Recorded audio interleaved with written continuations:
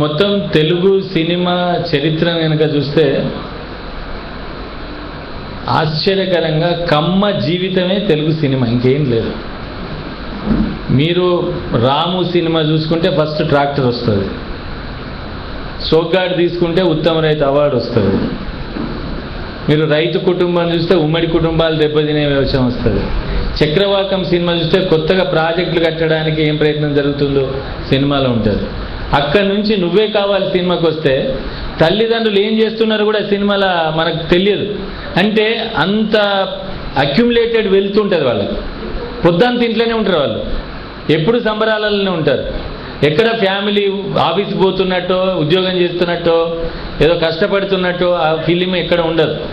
ఈ మధ్య మీరు ఇంకొకటి కనుక చూస్తే ఇంతకుముందు లేదు కానీ గత 10 ఏళ్ళుగా తెలంగాణ ఉద్యమం వచ్చిన తర్వాత కమ్మ వాళ్ళ ఇంటి పేర్లతో సినిమాల పాత్రల పేర్లు మీరు చూస్తారు. అంటే ఇంతకుముందు ఉండేది కాదు, రవీందరో రాజేందరో ఉండేది, కానీ ఇప్పుడు ఇంటి పేర్లు కమ్మ ఇంటి పేర్లతో సహా అన్ని పేర్లు, అది ముల్లపూడి నుంచి మొదలుకొని ఇంకా రకరకాల పేర్లతో, అక్కినేని నుంచి మొదలుకొని అనేక రకాల పేర్లతో మనం చూస్తూ ఉంటాం. అంటే ఒక రకంగా కల్చరల్ హెజిమోనీ అనేది వాళ్ళు ఎస్టాబ్లిష్ చేసి వాళ్ళను ఇప్పుడు పవన్ కళ్యాణ్ అనే వ్యక్తిని ఎందుకు వదిలారు? పవన్ కళ్యాణ్ అనే వ్యక్తి ఈరోజు తెలంగాణలో కూడా ఒక అభిమానులను సంపాదించుకునే స్థితి వచ్చి అట్లా ఆ విధంగా ఆయన ద్వారానన్నా దీన్ని విచ్ఛిన్నం చేసి ఆయన ద్వారానన్నా దీన్ని మొత్తం చేయడానికి ప్రయత్నం జరగటం. అదేవిధంగా నాగార్జున అంటే తెలుగు సినిమా యొక్క చరిత్ర అనేది వాళ్ళు తెలుగు సినిమా రంగంలోకి ప్రవేశించి తర్వాత ఇక్కడ వాళ్ళకి ఛాన్స్ ఇవ్వకపోవడం పక్కన పెట్టండి, మీరు ఆంధ్ర ప్రాంతంలో కూడా ఎంతమందికి ఛాన్స్ ఇచ్చారు? ఆంధ్ర ప్రాంతం నుంచి ఎన్ని కులాల నటులు వచ్చారు, ఎన్ని కులాల వాళ్ళు హీరోలుగా వచ్చారు? లేరు, చాలా లిమిటెడ్ లెక్క. ఈ రాజుల నుంచి వచ్చిన వాళ్ళు కూడా చాలా తక్కువ. రవితేజ లాంటి వాడు అక్కడ ఇక్కడ కనబడతాడు, కాపుల నుంచి వచ్చిన వాళ్ళు తక్కువ. అంటే మొత్తంగా ఒక్క కులం సినిమా రంగాన్ని మొత్తం తమ గుప్పిట్లో పెట్టుకోవడం చూస్తే అది కేవలం సినిమా రంగానికి పరిమితమైందా? కాలేదు. ఈరోజు రాష్ట్ర విభజన ప్రక్రియ మీద కూడా వాళ్ళ శక్తిని వాడటానికి ప్రయత్నం చేస్తున్నారు. అంటే మొత్తం సినిమా రంగం ద్వారా మళ్ళొకసారి ప్రజలను విచ్ఛిన్నం చేసి ప్రజల ఆలోచనల్ని పక్కన పెట్టడానికి ప్రయత్నం చేశారు. గతంలో విఫలమయ్యారు, ఇప్పుడు కూడా విఫలం అవుతారు. కానీ మనం ఇక్కడుండే మేధావులు కానీ ఇక్కడుండే ఈ సినిమా క్రిటిక్స్ కానీ ఇంకొకరు కానీ మొత్తం తెలుగు సినిమా యొక్క చరిత్రని నిజాయితీగా మనం రాయగలిగి ఇగో ఇది దుర్మార్గం ఇందులో ఉంది అని మనం చెప్పగలిగే పరిస్థితి వెంటనే రావాలి. ఇప్పటికైనా ప్రయత్నం జరిగితే వాళ్ళ యొక్క కుట్రలు బయటకు వస్తాయనేది నా అభిప్రాయం.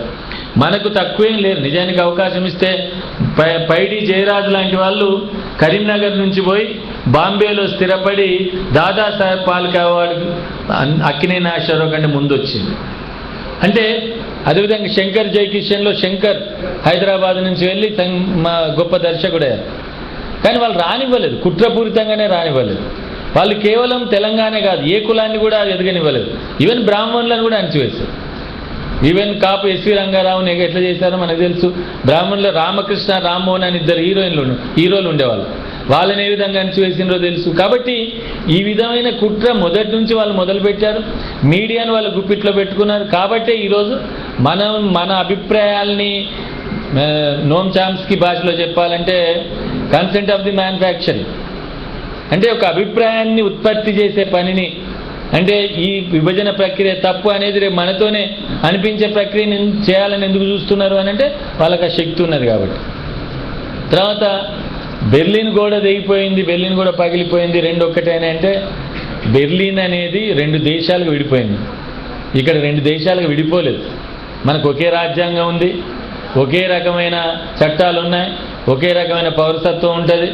ఇక్కడ 2 దేశాలు అక్కడ ఇక్కడ 2 కలిసిపోయి రేపు విచ్ఛిన్నమైపోయి కొట్లాడుకునే పరిస్థితి ఏం రాదు. అది కూడా ఎవరి మీద ఆధారపడి ఉంటుంది? డెఫినెట్గా మన రాజకీయ నాయకత్వం కనుక సరిగ్గా వివరించకపోతే ప్రజల్లో కూడా అటువంటి ఆలోచనలు కొన్ని వచ్చే అవకాశం మళ్ళీ వాళ్ళే సృష్టిస్తారు. మీరు ఇంకోటి గుర్తుపెట్టుకోవాలి, రేపు తెలంగాణ వచ్చిన తర్వాత ఏ పత్రికలు ఇదే మీడియా మేము తెలంగాణ ప్రజల పక్షాన మాట్లాడుతున్నాం అనే పేరుతోని మొత్తం తెలంగాణ రాజకీయ నాయకత్వాన్ని బజార్కి ఇచ్చే ప్రయత్నం కూడా చేస్తారు. దాన్ని కూడా మరి దృష్టిలో పెట్టుకోవాలి. కాబట్టి వెంటనే మనం తొందరపడిపోయి రాజకీయ నాయకత్వం అంతా నాశనం అయింది అనే పద్ధతిలో వచ్చే ఒక అభిప్రాయం కూడా రేపు భవిష్యత్తులో రాబోతుంది. వాళ్ళు ఆ ప్రయత్నం చేస్తారు. కాబట్టి ఆ ప్రక్రియను కూడా అటువంటి దుర్మార్గాన్ని కూడా మనం మీడియాను దృష్టిలో పెట్టుకొని మనం ప్రయత్నం చేయాలి. మన మీడియా కూడా పూర్తిగా స్వతంత్రంగా ఉందని నేను అనుకోవట్లేదు. ఇక్కడి నుంచి నడుస్తున్న ఇక్కడ యాజమాన్యాలతో నడుస్తున్న మీడియా కూడా పరిమితులతోనే ఉంది. సంపూర్ణంగా తెలంగాణ ప్రజల ఆకాంక్షలకు అనుగుణంగా ఉందని నేను భావించట్లేదు. కాబట్టి ప్రాసెస్లో ఒక ప్రక్రియలో డెఫినెట్గా ఇక్కడ నుంచి మీడియా వస్తుంది, ప్రజల పక్షాన నిలబడగలిగే పేపర్లు కానీ మీడియా కానీ టీవీలు కానీ వస్తాయి, అందులో డౌట్ లేదు. కాబట్టి బెర్లిన్కి హైదరాబాద్ విడిపోవడానికి లేకుంటే ఆంధ్రప్రదేశ్ విడిపోవడానికి ఎవడో బోడిగుండుకు ఇంకో దానికి ముడిపెట్టినట్టుంది. ఆయన అజ్ఞానం ఒక్కటి కాదు. ఆయన గురించి మాట్లాడుకోవాలంటే పాపం చాలా అన్యాయమైన వ్యక్తి. ఆయనకు తెలియదు, రాజ్యాంగం తెలియదు, చట్టం తెలియదు, భాష తెలియదు. కాబట్టి ఆయన అన్న మాటలు మనం అంత సీరియస్గా పట్టించుకోవద్దు. మీరు పట్టించుకుంటే ఎక్కువ మనం కష్టపడాల్సి వస్తుంది.